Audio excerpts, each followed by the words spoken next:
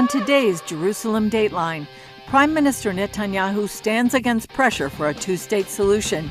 Former Secretary of State Mike Pompeo visits Israel in a show of solidarity and warns about the importance of deterrence in the Middle East. Plus, analysis about this moment in Israel's battle for the right to exist, and anti-Semitism in cyberspace and how one young woman's Israeli startup tracks it and fights it. All this and more coming up in this edition of Jerusalem Dateline.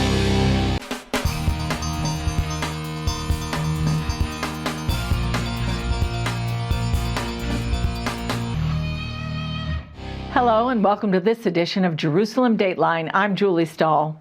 As fighting escalates in Gaza and along Israel's northern border, the U.S. and its Arab partners are working on a blueprint with a firm timeline for establishing a Palestinian state if a Gaza ceasefire takes effect. However, that's a non-starter for Israel. After a call with President Biden, Israeli Prime Minister Benjamin Netanyahu again rejected the idea of recognizing a Palestinian state. Posting on X, formerly known as Twitter, he summed up his opposition in two sentences. Israel categorically rejects international dictates regarding a permanent settlement with the Palestinians. Such an arrangement will be reached only through direct negotiations between the parties without preconditions. Israel will continue to oppose the unilateral recognition of a Palestinian state. Such recognition in the wake of the October 7th massacre would give a huge reward to unprecedented terrorism and prevent any future peace settlement. The plan would include many steps rejected by Israel in the past, including evacuating many communities in the biblical lands of Judea and Samaria, also known as the West Bank, along with a Palestinian capital in eastern Jerusalem and a combined government for the West Bank and Gaza. Israeli government spokesman Avi Hyman said, "It's not time to speak about the day after the war ends." Now is not the time to be speaking about gifts for the Palestinian people at a time when the Palestinian Authority themselves have yet to even condemn the October 7th massacre. Now is the time for victory. Total victory against Hamas. All discussions of the day after Hamas will be had the day after Hamas. And today in southern Israel, a terrorist attack at a bus station, a shooter killing 2 and wounding 4 others before being stopped. Meanwhile, Israel criticized a United Nations official who told Sky News that despite its acts of terror, Hamas is not a terror organization, which is a position held by the UN. I think it's very difficult. And as you say, I've worked with many different terrorist and insurgent groups. Hamas is not a terrorist group for us, of course, as you know. It's a political movement. Posting on X, Israel's UN ambassador Gilad Erdan blasted Griffiths, saying, "You are no humanitarian. Sadly, you are a terror collaborator." Also, Netanyahu and other senior Israeli officials met with CIA Director William Burns in Tel Aviv to discuss talks for the release of the hostages. The Prime Minister earlier refused to send a delegation to Cairo for talks on Thursday until Hamas lessened its demands. Families of the hostages chained themselves together at the entrance to the Defense Ministry, calling for the War Cabinet to send a delegation to Cairo. And in Gaza, IDF spokesman Rear Admiral Daniel Hagari explained Israel's military mission in the Nasser hospital in Gaza, where Israeli intelligence believed bodies and hostages were being held. According to the information we have collected, I can now share some of the terrorists who took part in the massacre of October 7th.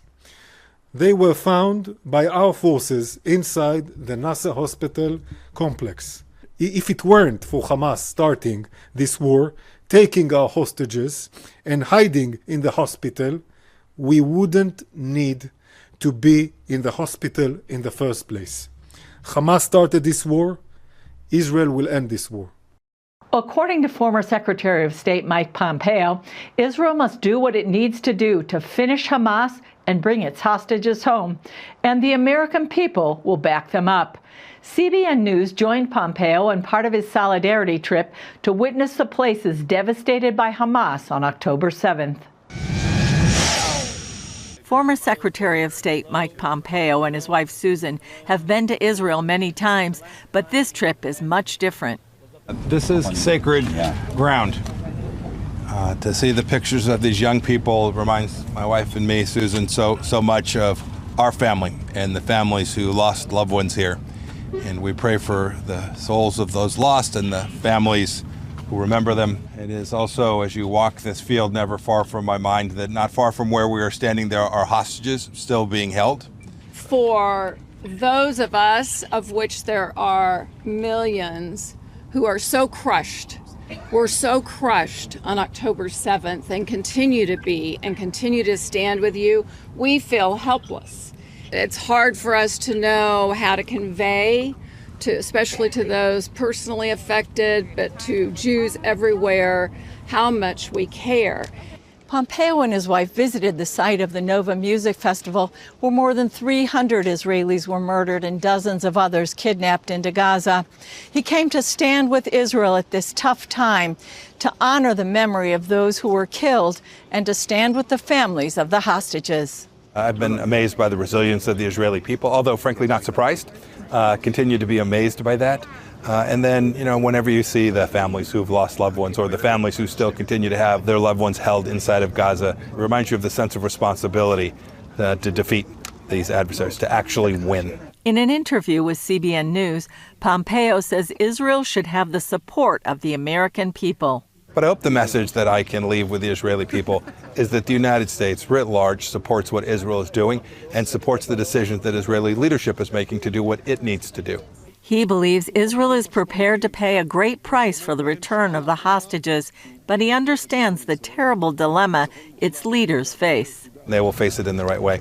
As for the mechanics of it, I'm also confident Israel will ensure that they get those people home, but won't sacrifice the risk that there'll be more hostages and more dead Israelis. That would be unforgivable. Knesset member Ambassador Danny Danone accompanied the Pompeos on this visit. I'm grateful for Secretary Pompeo and his wife Susan for being here with us, and I know it will change his life. So I know it's not easy for them, it's not easy for us, but it is a must to see the atrocities that took place here. They visited Kfar Aza, one of the hardest hit communities near the Gaza Strip. So we can see that this is the high-rises. That's already downtown Gaza. That's Gaza City itself. The north from where we are, that's already Jabalia. The other neighborhood over here to my left is Al Sujaiya. Hamas has turned these locations into strongholds. IDF spokesman Major Liad Diamond spoke of a photographer who lived in Kfar Aza. He snapped a photo of paragliders landing in his community and was killed along with his wife. They met the brother of twins Gali and Ziv Berman, both kidnapped from the kibbutz and now held hostage by Hamas. And we still don't know where they are, in what condition they are.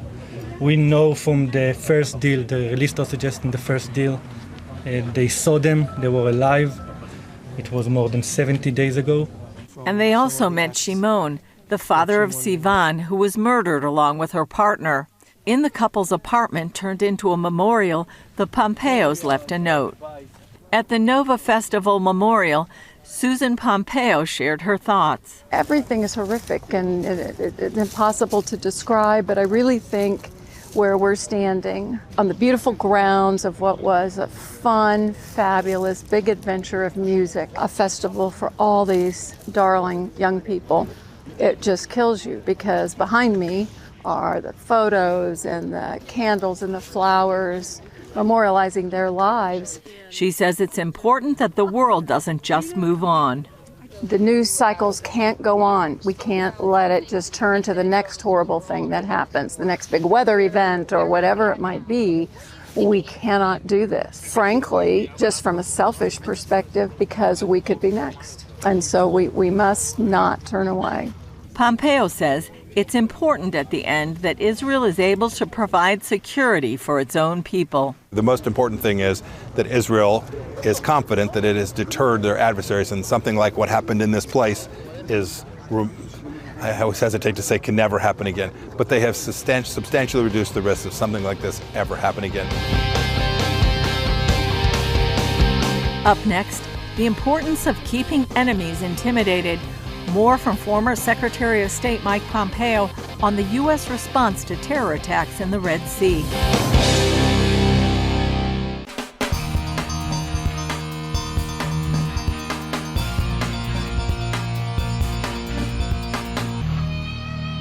As political analysts have long said, the perception of strength is critical in keeping enemies at bay in the Middle East. With Iran stirring up proxies across the region, the U.S. has become a target. Mike Pompeo addressed this in our interview. Take a look. Former U.S. Secretary of State Mike Pompeo says Americans are being attacked in the Middle East due to a loss of deterrence. The enemy is emboldened when you no longer have convinced them that there'll be a true cost to pay. And whatever we have done in response so far, whatever one thinks about those responses, it is demonstrably true that they've not been sufficient, that they have not been adequate yet to deter the Iranian regime from continuing to threaten our soldiers, sailors, airmen, and Marines, and we've got to get that back. Pompeo told CBN News he'll leave the how-to up to others, but he knows it can be done. But I know how to do it because we did it for 4 years. We were able to demonstrate to the Iranians that there was a price to pay if you put Americans at risk. During a solidarity visit to Israel, Pompeo held a press conference at the site of the Nova Music Festival, where Hamas murdered hundreds of young people and kidnapped dozens of others into Gaza during the October 7th massacre. There is power behind the forces who came across these fence lines in Gaza. And I think, too, today of the struggle still in the north with Hezbollah. We should be mindful that what happened on October 7th is a symptom of the challenge that the Islamic Republic of Iran brings. In November, Yemen's Iranian-backed Houthi rebels began attacking American and other ships in the international shipping route in the Red Sea, in revenge, they say, for Israel's military operation in Gaza. The U.S. and U.K. have struck multiple Houthi targets in Yemen, but the trouble has not stopped. And now, according to some media reports, the UAE and other Arab states want to restrict the U.S. from launching retaliatory strikes. Pompeo says the world can't forget that Iran is behind it all. The world needs to remember that whether it's what's taking place in the Red Sea today or what's happening, the fights that are going to occur around Rafah, that in the background is the Iranian leadership, it is Iranian training, it is Iranian money. And so the responsibility to get this right will inevitably require lots of sustained effort against that true threat. Julie Stahl, CBN News, the Nova Music Festival Memorial, Israel. Deadly foes are attacking Israel from all sides right now. Their goal is to wipe the tiny Jewish nation off the face of the earth. But as TBN News analyst Eric Steckelbeck tells our Paul Strand, Israel Unleashed could put an end to all these threats. Eric, here's my first question for you. Imagine you've got nothing to worry about from the rest of the world. You're Israel, and you don't have to worry about the UN or the Biden administration.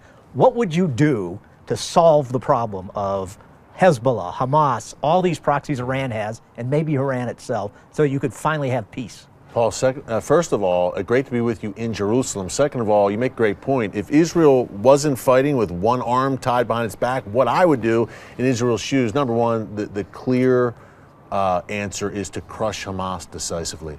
I mean, so that Hamas, there's no question, is never alive to attack Israel ever again. That's number one.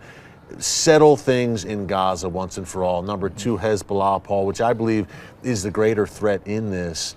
Not only push Hezbollah back a few miles from the border, but decisively crush Hezbollah. Again, this is no inhibitions, and Israel's not handcuffed by the world, the so-called international community. I think you need to wipe Hamas and Hezbollah off the map. And 150,000 missiles that Hezbollah has, many of them precision guided. They could come here and wipe Jerusalem right off the face of the earth. And the caveat there is, look, Israel is the most humane fighting force in the world, I believe. The Israelis go to extraordinary lengths to avoid any civilian casualties. So This wouldn't be scorched earth complete. Israel would do it with tact and surgically, but the end game, Paul, would need to be the complete elimination of these Iran-backed terror organizations and also consequences for the Iranian regime, Paul, because look, that's the head of the snake in Tehran and kind of the tentacles of the regime stretch throughout the region. At the end of the day, there needs to be consequences in Iran. If I'm Israel with, again, no, this is a hypothetical scenario. If Israel had no limitations, obviously you'd start by eliminating Iran's nuclear weapons program, and you would pray that the Iranian people can overthrow that wicked regime once and for all. Okay, now second question. Saudi Arabia, right now they're kicking up about having joining the Abraham Accords. They say there must be a Palestinian state. So we're down on that maybe, but the idea of Israel and Saudi Arabia, or rapprochement, peace between these two gigantic entities of the Middle East, how big would that deal be? How much, does the world need to see that happen, those two countries coming together and having peace? Paul, I interviewed Prime Minister Netanyahu about this a few months ago. He called it a quantum leap. I mean, this would be a game changer. It would be a world changer, a massive historical event for Israel, the world's one and only Jewish state, to make peace with the nation that was the birthplace of Islam, home to Mecca and Medina, Saudi Arabia. This would be literally earth-shaking. And I think it can happen, Paul. I do. I mean, on hold right now, obviously. And remember, in the run-up to the October 7th massacre, there was so much talk that Israel and Saudi Arabia were very close. And I believe one of the reasons Iran gave the green light for October 7th was to put a stop to that Israel-Saudi potential normalization. But now we're a few months in, and the Saudis are saying, look, this is still on the table. Now, the caveat there, Paul, is the world is pushing for a Palestinian state. The Biden administration is saying to Israel, look, you can have normalization with Saudi Arabia, but you have to recognize a Palestinian state. Israel's not going to go down that road, but I believe even without that, the Saudis are willing to come to the table. Two reasons, Paul, in particular. Number one, Iran. That Iran threat, it's not only a threat to Israel, it's a threat to all of those Sunni Arab nations as well. And number two, look, Israel is the strong horse in the region, Paul, not only militarily, but economically. I mean, Israel is a scientific, technological powerhouse. There's a lot of reasons for the Saudis to make peace with Israel, but my prayer for Israel is, if they do it, that the price isn't too high. Does Israel have to make a bunch of very dangerous concessions? Right now, there's no consensus for that among the people of Israel, surely. But I think this talk of a Saudi deal is going to kick back into overdrive once again. I think in a broader sense, Paul, it has prophetic implications. Amen. Yeah, and it could mean not just peace for this region, but maybe peace for much of the world if you could finally just have this conflict over once and for all. Yeah. Eric, thanks so much for joining Paul, my pleasure. God bless, brother. God bless. Thank you. Still ahead, battles on the information front and how one Israeli company fights false narratives denying Hamas atrocities.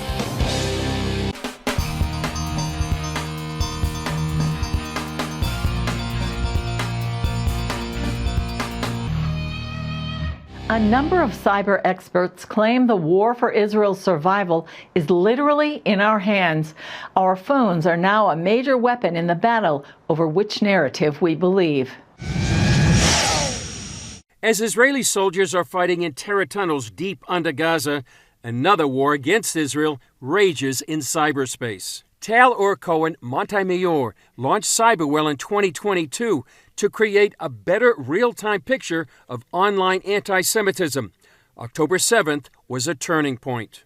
Since October 7th, Cyberwell tracked a massive uptick in online anti-Semitism with a 29,000% increase in Arabic tweets saying hashtag Hitler was right. Post October 7th, I think something changed and it became very clear that social media platforms are now a matter of national security. They can be exploited by terror organizations and by foreign governments in times of war.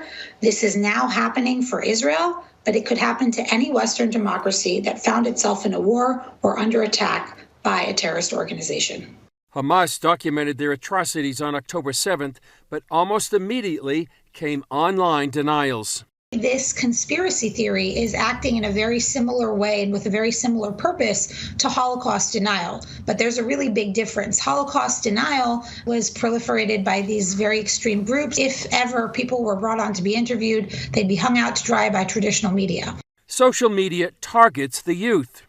What we've seen today is that the younger generation is more pro-Hamas, romanticizing Osama bin Laden, being exposed to pro-Hitler content online. And I think that what we're seeing is a culmination of anti-Western, anti-Semitic content being widely believed by the 30 and under crowd, which are using these platforms sometimes as a major news source and are certainly engaging with content online anywhere from 15 to even 100 hours a week. Cyberwell produced a video to expose the denial of the Hamas massacres. You really know what happened on October 7th. You've been lied to. We all have. Palestinians didn't behead babies. What? How can they even say that? Yeah, we were there. Something can never be erased.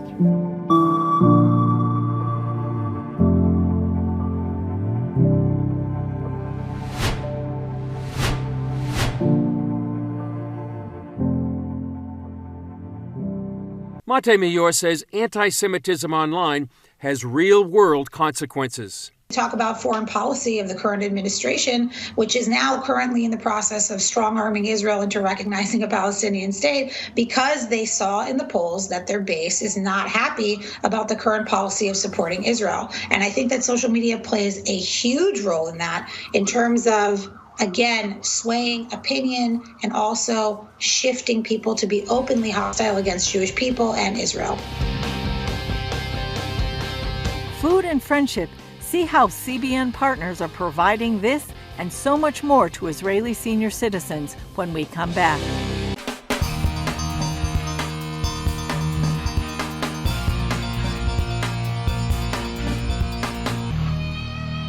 A warm meal, a place to meet your friends, pleasant activities. It sounds great, doesn't it?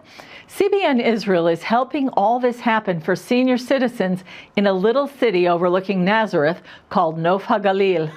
Throughout the week, 150 elderly people come to the Alma Center. A bus picks them up in the morning. They arrive to a full breakfast followed by a variety of activities from art to lectures, music, gardening, and more. And in keeping up with the times, participants learn how to use computers and apps on their smartphones. Of course, they also have time to socialize and eat a hot meal before they go home. Center Director Miri Koren-Yavich explains more. We provide the elderly people who arrive here with warmth and love beyond the hot meals.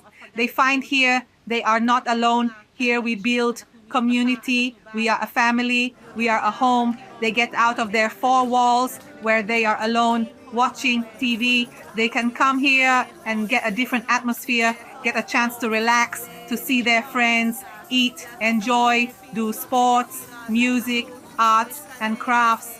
Here, it's all about joy, goodness, and fun for the elderly. The Alma Center is natural medicine for the elderly. Whoever comes to the center forgets a little bit of his sorrows, his illnesses, and problems. He gets to disconnect from the daily grind, his problems, from all the difficulties. The moment they get here, they are with friends and can enjoy all the variety of activities that the center offers. It does good for their hearts and souls. What a wonderful way to help older Israelis stay mentally healthy and engaged with life. If you want to be a part of CBN's humanitarian work in Israel, go to the cbnisrael.org website and see how you can help. Well, that's all for this edition of Jerusalem Dateline. Thanks for joining us. Remember, you can follow us on social media and access CBN content through our CBN News and other CBN apps.